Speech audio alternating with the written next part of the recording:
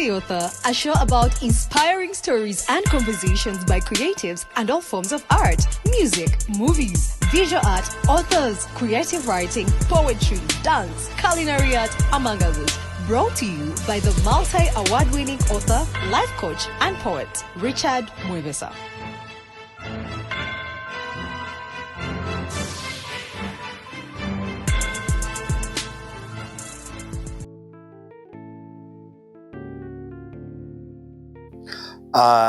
Welcome back to Ask the Author. I'm your host, Richard Mwebesa, the multi-award winning author, life coach, and poet. Thank you for tuning in today. Please like, subscribe, share. As always, I always say, comment. Please ask us and tell us any person that you want to see on Ask the Author show in the creative space, and we'll look for them and bring them on set. With me today, I have an international coach, an author as well, consultant, trainer, and entrepreneur, but also mainly a very well-renowned person in the financial services space, and with quite a very big vision, which she'll be sharing with us. Her name is Majarine Nantambi, and we will be having conversations about the work she does and how it can impact you. Welcome on set, Majarine. Thank you so much, Richard. Thank you for having me. It's a pleasure. Yeah. So, Majarine, tell us, who is Majarine? Who is Majarine? So, yes, my name is Majarine Nantambi. I'm a wife, mother of two beautiful children, a boy and girl. I am a teacher by profession. Some people get that by separate, like, what? You are a teacher? Yes, I am a teacher. I am a personal growth and finance coach, as well as a consultant with Unravel Coaching and Consultancy. I'm an author. I am someone very passionate about personal growth and development. So that is especially for the women. So I usually run so many programs for the women as well, She Rise, and all the different Harmony Talk, all the different programs for the women. So yes, I'm passionate about growth and people. Okay. So how do you get to juggle all these functions? Because you said coach, consultant, a wife and a mother, and of course an entrepreneur. How do you juggle all these balls and remain effective? True. Yeah. So, and I get that question a lot, and I'm usually invited to spaces to talk work-life balance and all those things. I believe there is nothing such as balance. Like, you can't get everything on the right measure, that this is all 50. But I believe really the grace of God is sufficient. Because one thing that keeps me going, even moments when I feel like I'm getting overwhelmed, I always remind myself, God cannot give you what you can't handle. True. So I feel like, yes, first of all, the grace of God, but also the support. So I usually tell people it's important to have a supportive system. And that is why recently we moved from just being me, Coach Majarine, doing all these trainings, all of that, and we upgraded into a fully fledged company, Unravel. So with that, we're able to do more after I've multiplied myself, because that's one of the worries people have, the coaches, the speakers. People want you, but now we've got to a point where the companies can say, oh, can you speak here? You get like double booked or triple booked, but you can be able to take different people in different spaces. So if you want to grow, you need people around you that are going to support you. I make sure I delegate as much as possible all these other things that I have to do, and then make time for all the things that matter. I know that if it's family time, if it's home time, my kids know on Sunday after church, they have to go either for ice cream or play. That is the time that we get. They know that usually during the week, mommy leaves in the morning, comes back later, but I also still make sure, at least if the boy has already done the homework, I'll come check it, I sign it. So it's just about trying to make time, not even find time, being intentional. Yes. Would it be right to say that all the things you do in a way are both forward and backward linked, within the ecosystem, because they become easier to leverage on each other? For example, if you're doing speaking engagements, you're doing career and growth and mentorship, you're also doing financial coaching and trainings. I think all of these are within the same ecosystem. That is true. The first will always unfold for the second, the third, and the fourth, and the fifth. Yes. So when people see you do that, I'm an author, as you all know. My first book, Out of the Crowd, I did a lot of research and framed an analogy called the specialist generalist. Yes, Yeah? yes, I remember I read that. Yes, that in that book. most people call it people who are polymath. People who do Yes. many different things and good at them. So would it be right to say that Majarine is a specialist generalist? Yes. In the sense? Yes. Okay. Yes, So of that. all those things that you do, what is that you feel that literally makes you want to float off an inch off the ground? Because still in the book, chapter 1, I talk about purpose a lot.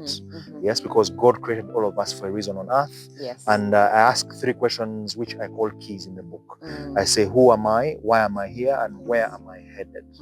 Yes. So of those, what's the critical pivot? Because of all the things you do, I believe there's one that becomes the pivot of all the others. So what is that one thing that you say, of all the many things I do, this is what now leverages the others? For example, not many people know that Coca-Cola, the company, has over 500 products. Yes. True story. That's 500 products. But when it goes to the World Cup, all it does is it pushes Coca-Cola. Yes. But it has a Fanta. Yes. It also has a Sprite, I think. Yeah, a Sprite. Yes. I don't work for Coca-Cola, guys. It's just for the show. But then without the Sprite or the Fanta, the Coca-Cola will not survive. So what is your Coca-Cola? And what is your Fanta? And what is your Sprite? In that context.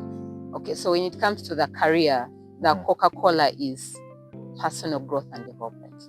Because that is where we have the financial literacy. We're helping people grow in the different spheres of life. So usually every year we have what we call a vision board party. People come together, they set goals. I help them set goals, plan how they're going to achieve those. So I feel like the personal growth and development then encompasses everything.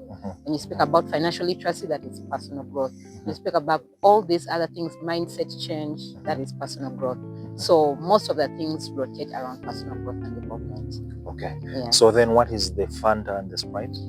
So that is, now when we break it down, that's where we get into the depth of financial literacy.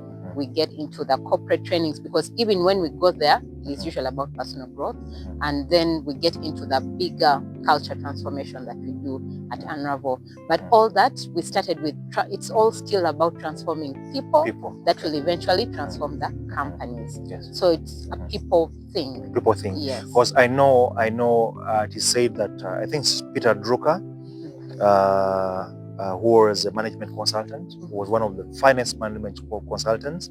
He worked on the project for the restoration of Japan after the World War. Yes, and he invented or designed the management concept, management by objective, MBO. Yes. Yeah. So his son will say that culture, it's strategy for breakfast. Yes. Anytime, any day. So that being the case, because I know you don't mention about coaching. I mean team buildings. Yes. Because I know you also do a bit of team buildings. Yes, I've seen you do a bit of team buildings, and there are many other things that you do. So moving on, what prompted you to enter the space of personal development? Because I believe it's a place that you're passionate about. How did your passions become positions for them to bring you possession, for this possession to bring you purpose, and purpose to unfold into pivot? Yeah, I like it. Yes. And so how I got here, it actually started in school. You know how you're in school and usually people are going through all these things and they always come, oh, what do you think about this? How should I do this? So just that's how it started. And I remember when I finished my university, because I'm a teacher by profession, we had to do school practice. I chose to go back to my former school.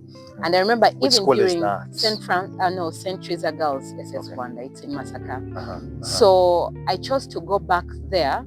Initially I was at Chisobi High, then I went to Masaka. So why I chose to go back there is because I realized there are so many students there that feel because they're not in Kampala schools, they cannot make it.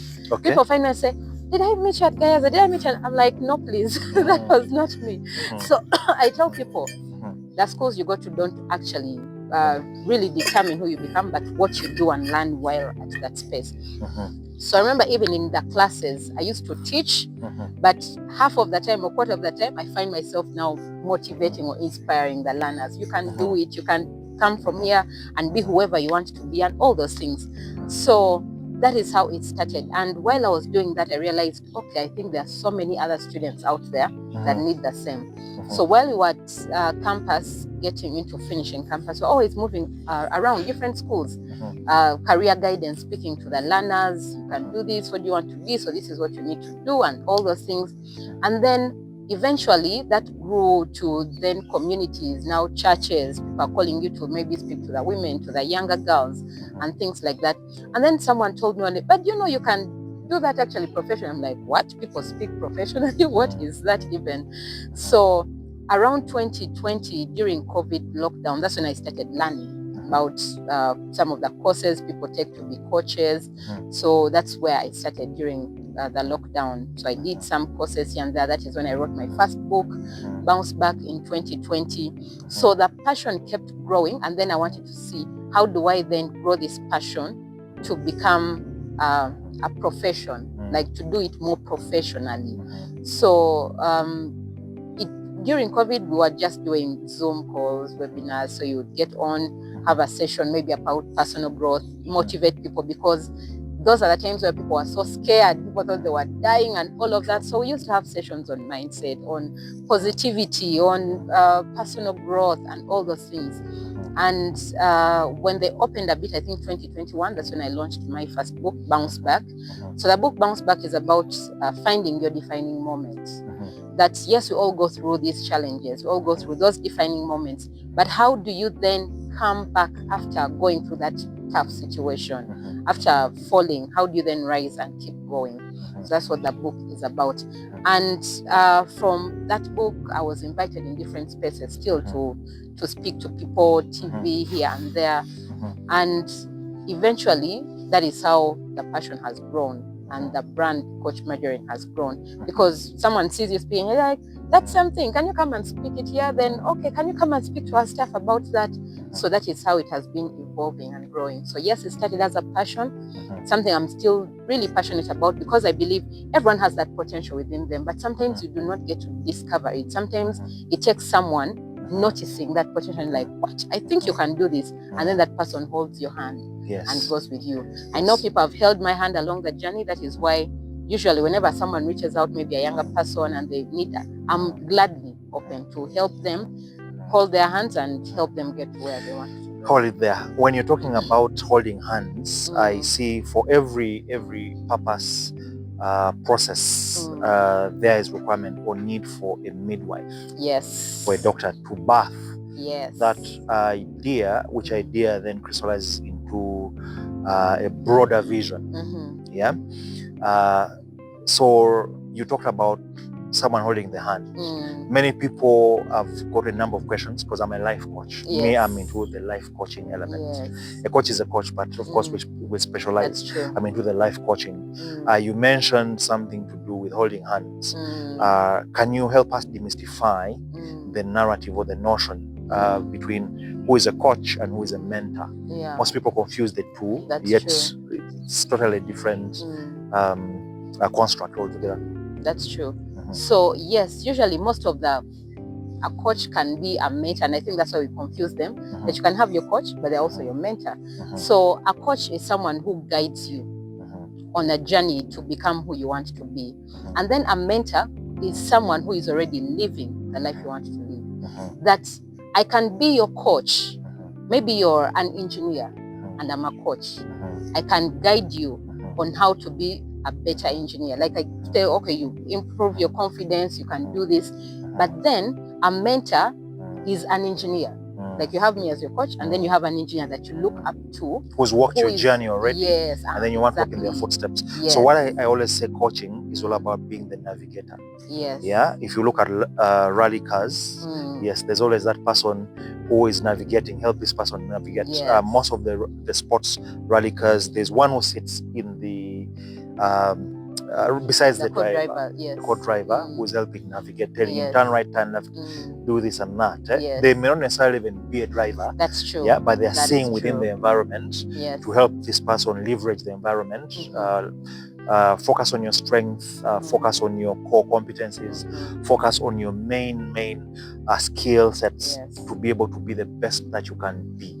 Then on the mentorship side, I believe that's a person who's walked the journey you've walked already, and they're helping you give you a lot of information, knowledge, holding your hand so that you don't make the mistakes they made, or you do not fault in places where there are challenges. So there's a bit of a difference, but as you say, still the coach can be the mentor and the mentor can be the coach, but the functions and the roles are different. You talked about vision boards. Can you demystify that a bit more and unpack it? Okay. What does a vision board mean? Okay. So what a vision board is, and I've actually seen a vision board transforming my life. So this is simply, you know how we all have goals. You're like, this year I want to achieve this, I want to do this. But sometimes we leave them in our heads, and that is why we don't actually achieve them. Majarine, we'll have to go slow here. I know. Because we have an audience. We need, you see, we're both coaches. Yeah. So we need to unpack this for them. Yes. So by definition, what is a goal? Because we see these things on a daily, but then sometimes these things fall through the cracks. And then we fail to execute or work with consistency or with processes or systems, because you earlier mentioned you do all these many things because you have a system behind you that helps you. So can you unpack by definition what is a goal? A goal, I would say in very simple terms, is a desired result. What do you want to achieve? As simple as within that. a given time frame. Yes, within a given. Because if it doesn't have a time frame, then it's a wish. It's a wish. Yes. I'm beginning to enjoy and like what I'm hearing now. Yes, want to go specific. Now the coach is speaking. So repeat that. A goal is a desired outcome. Yes. Within a particular timeline or time frame. Yes. Okay. Yes. So the things that you want to achieve. So you may say, this year I want to build a house, I want to start this business, I want to do that. I want to get married. I want to get married, I want to start dating, I want to give birth. I want to get a doctorate, anything. Yes, I want as to wild as it promoted may be. at work. Yes. Promoted. All those things. But sometimes we just buy a Range Rover. Yes, it's on my vision board. Definitely. Yes, we are coming for it. So sometimes we just talk about these things and leave them there. And then we leave them to chance. That if I get it, okay, God is good. If I don't, maybe it wasn't God's wish. That's what we usually think. Hold it there, Majarine. Yes. Now you're beginning to unpack everything. Beginning of year, people write resolutions. Yes. How different is a resolution from a goal, and how different is a resolution from a vision? Yes. So resolutions, and why most of them don't actually work, because we make these resolutions out of panic, out of, oh my goodness, I was supposed to do this, I didn't do it. This year I need to do this. So we do not really think through them. And we just make them either out of panic or excitement. Because your friend has this resolution, oh, this year I'm going to gym, then you also write the same. So the difference then with the vision, now the vision has to be well thought through. Do not just write the goal because your friend has written the same goal. So you take time and think, okay, where do I want to be 5 years from now? And I know people don't like that question, but that is the only way we go. I remember there was a joke sometime on social media, and someone was saying, I don't even know where I'm going to be tomorrow. You're asking me about 5 years. Really, I have no idea. But we need to be more intentional. So then the vision is where you see yourself, like the end goal. One of the books that I love is 7 Habits of Highly Effective People. And Steve Covey. Oh, yes. One of my favorites. Oh, yes. And one of the habits he mentions is begin with the end in mind. Wow. So look at that end. That 10 years from now, 50, what kind of life do I want to be living for my children? What kind of spouse do I want to have? What kind of business do I want to be running maybe 10, 20 years from now? So that is you drawing the vision. Then you bring it closer. So the vision is more long term. Then you start bringing it closer, breaking it down. That if I want this by maybe 10 years, 20, what do I need to be doing today? Now that is where the vision board comes in. Okay, hold it there. Yes. My neurons are beginning to fire. You're speaking my language, my coaching language. Yes. One wise man once told me, Richard, the Richard you're seeing here Yes. I just crossed over my 40. I'm 41 years. Congratulations. Thank you. I'm on the 4th floor. Oh, yes, yes. I've been looking forward to getting there. Most people think I'm younger. I don't know, but I'm on the 4th floor, past the 4th floor. Okay. In the earlier years. You told me the choices, the decisions you're making now, the Richard who's going to be 80, yes, is depending on you now. Yes. 2, you mentioned something, break them down simpler. I always say goals are a bit of the bigger perspective, the desired outcomes within a particular timeline. But then when you now collapse and decompose these goals and break them down into simpler or smaller, smaller items, they become objectives. Yes. Yeah, they become objectives. That's true. So these objectives are the ones that now I say, this is what I will do, this is why I will do it, and this is when I will do it, and this is where I will do it. So the objectives are a bit shorter term. Yes. Yeah, but these are then after execution, when you consistently execute, or implement them, they then begin to fold or become dots that are connecting to the bigger perspective of the vision. Yes. But it is your show, it's not mine. So as I said, I'm a coach, and basically the construct or the framework of coaching doesn't change per se. But then how then would one say, okay, I've put down my resolutions, okay, I've panicked, I've done it.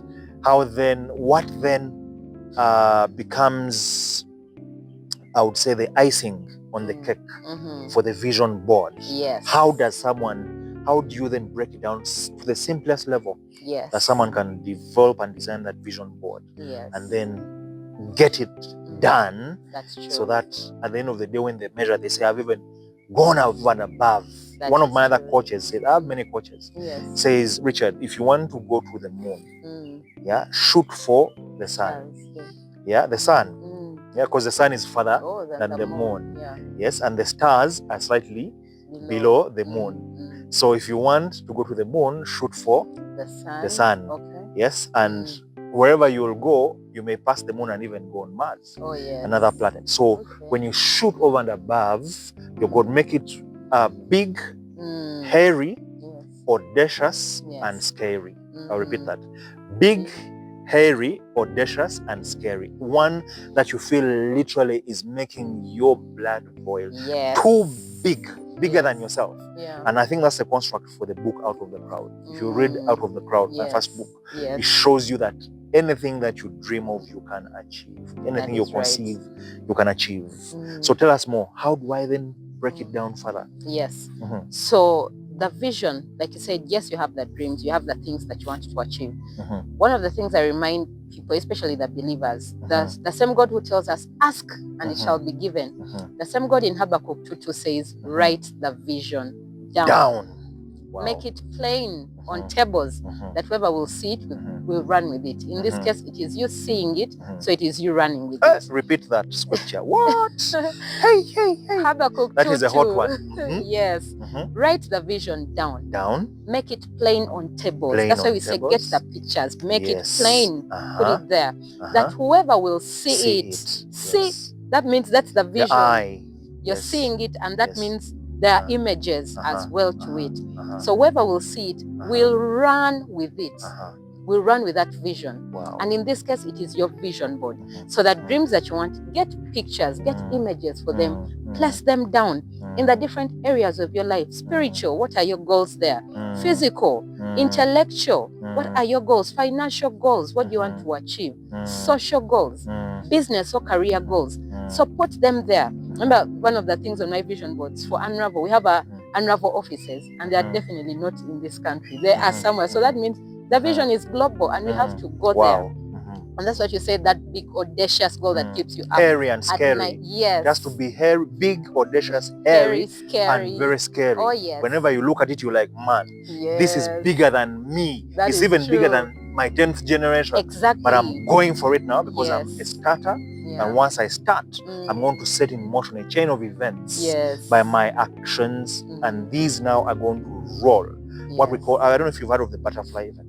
We say small effects that done consistently that can roll and lead to exponential outcomes. That's true. Yeah? That's true. Yeah, other people call them micro micro precision actions. Yes. Yeah. But then when you look at it, other people may call it a ripple effect, but the butterfly effect is bigger. Yes. Yeah, because ripples roll over. Yeah, and then they take motion. Yes. Then inertia takes in. Then momentum catches up. Yeah. Becomes simpler. But then the butterfly effect is where if you've done well planned goals, and then you set them in motion. Yes. Yeah. Sometimes these even come. Paulo Coelho said in his book, The Alchemist. Yes. He said that if you desire something so bad, 3 things will happen: time, people, circumstances. Yes. Yeah, will conspire with the universe. Yes. And then they give it to you. Yeah. Yeah. Some people always say that where there's a will, even. there's a way. That's true. Yeah. But once it comes from intentionality, these things just don't happen by chance. Very You true. ought to be intentional. But carry on and give us more about it. Yes, about those dreams that you put down. I remember one of my coaches mentioned, and like you said, I also have so many coaches walking this journey with me and mentors. One of them, we were in a session, he was talking to us and said, some of you sleep a lot because your dreams are too small. That's why we have a lot of sleep. Like you sleep, turn around because the goals are small. Because if your dream is big, that is how you'll find yourself waking up at 3 a.m. wondering, okay, how am I going to get this? And also that is how you'll find yourself getting a team, because your goal should be that, you know what, alone I can't do this. I need a team to get this done. So after you've got those images, then you break down that goal. That this image, this is what I want to achieve by this time. So that SMART acronym that we use, specific. Don't say I want to be rich this year. What does that mean? So you mention maybe I'm making this kind of money by December or by October. And what does that mean? Then you break it down. If you want to save this much at the end of the year, how much do you need to be saving every month? Okay. Then you break it to how much do you want to be saving? You need to be saving every week, daily. When you break it down to daily, you're like, okay, this is actually possible. I can start here. But why we don't achieve our goals is because we leave the big goal. We just put the big goal there and leave it there. But the more you break it down, the easier it is for you to achieve it. The small steps that you talked about, those small daily things that we do consistently are the things that are going to help us achieve these goals. So write it down, get the image. Then after putting the image, describe your goal that I'm achieving this by this time, and then set out plans or small steps that you're going to do every single day in line to achieving that goal. Yes, for example, if it's a career goal that you want to be promoted, ask yourself, the person that is in the next office or the level you want to get to, what do they require or what did they do to get there? What books do they need? That means if you have maybe a diploma, you need to sign up for a degree if you want to get promoted, such that when that opportunity comes, you're prepared. That's why they say opportunity meets the prepared. Yes.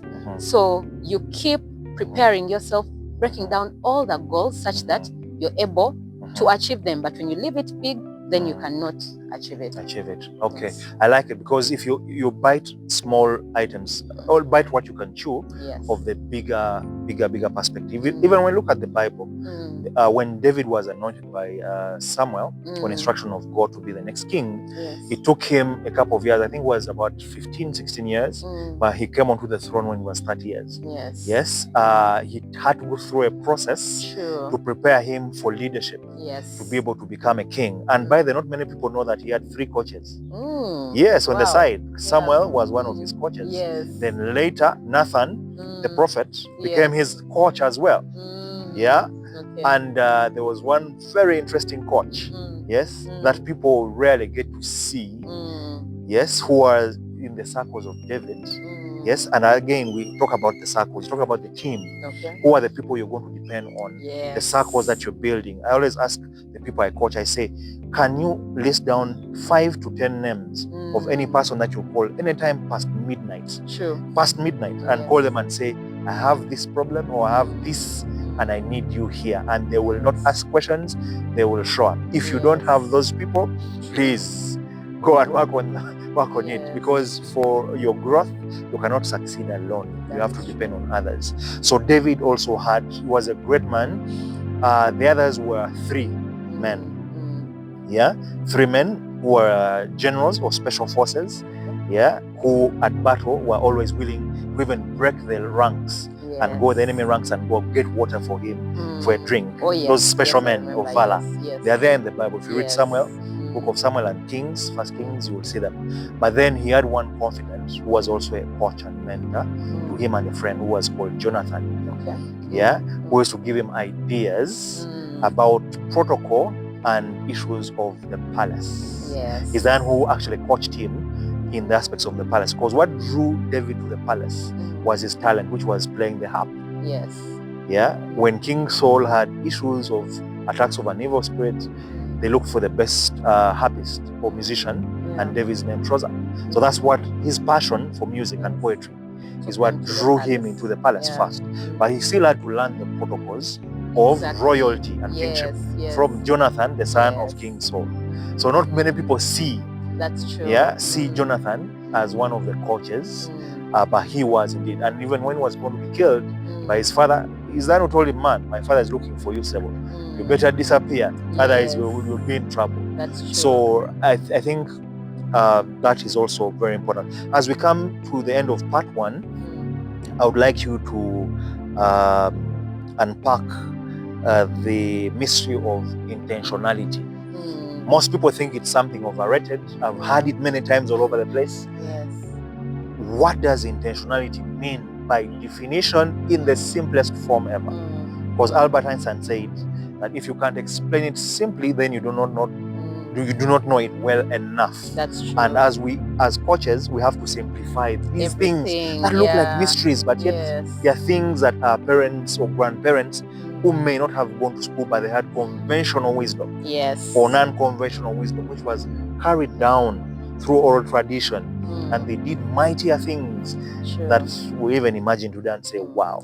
So what does intentionality by definition mean? Intentionality is getting the thing done. Because if there is one of the other authors that I love is John C. Maxwell. One of the books he talks about leadership coaches ever. Yes, ever. Not many people know he's a pastor. Are you aware he's a pastor? Yes, I know he's a pastor too. Yes. So one of his books that I love is the 15 Invaluable Laws of Growth. Leadership. And that is the very first one, the law of intentionality. That growth cannot just happen. Your goals are not just going to happen out of the blue. Yes, our God is a miracle worker, but it's not going to open your roof and throw dollars in your house. So the power of being intentional is the power of actually getting to work. Usually it talks about that getting from good intentions. We all have good intentions. That, this year I want to do this. We have the good intentions. But can we get to good actions? Good actions. Yes. So it talks about from good intentions to good actions. So your being intentional is putting in the work. You're saying, you know what? I want to make this, or I want to save this money. And then you start, if it's $1 million, you put away that 10K. That is you being intentional instead of wishing for it. So intentionality means start on the journey. You are going somewhere. Make the first step. That is you being intentional. The Chinese proverb that say that a journey of 1,000 miles starts with the first step. Yes. So that is, in brief, that is what intentionality means. That everything you want to do. I usually have people in the 5 a.m. club. People set goals and keep ourselves accountable. People say, this year I want to get married and all of. So we ask them, how many dates have you gone to this month? Things won't just happen. I know the Prince Charming is like not the going Holy to Spirit coming, knocking on Mary's door and saying, yes. So that is past. They say the Messiah came. So you have to do the work. That is Position true. yourself. That is very I like true. what you said. Let me unpack it. As I hear you say that, I remembered the tagline of Nike that says, just do it. Yes. Just do it. No excuses, no words, no stories. Go for it. Just do it. And I use the word execution. Yeah, and I heard you say discipline. When you begin executing, are you going to be consistent? One other book, which is a game changer, is called The Atomic Habits. Oh, I love Atomic Habits. That's the book we are rereading on the 5 a.m. club. So Atomic Habits, once you read that book, it will transform your life. Yeah, those small things that you do in a simple way on a daily basis, when you construct them repeatedly, they become simple and become part of you. And then they make you unstoppable. That is true. Unstoppable. So we're going to break off for part 1, and when we come back on part 2, I would like you, Majarine, to unfold for us the vision board aspect, because you talked about that vision board. Put it down, but as we go, please quote and requote for us Habakkuk 2. Oh, yes. I like that verse. It has rocked me to the core. Oh, It yes. is shaking my soul, Oh, and I'm like, yes. wow. Every wisdom we need is in the good book, the Oh, word yes, of God, the that Bible. is true. Habakkuk 2 says again, Habakkuk 2:2, write the vision down, make it plain on tables, that whoever will see it will run with it. But I love the verse 3 as well. Though it delays, wait for it, because it will surely come to pass. It will not tarry.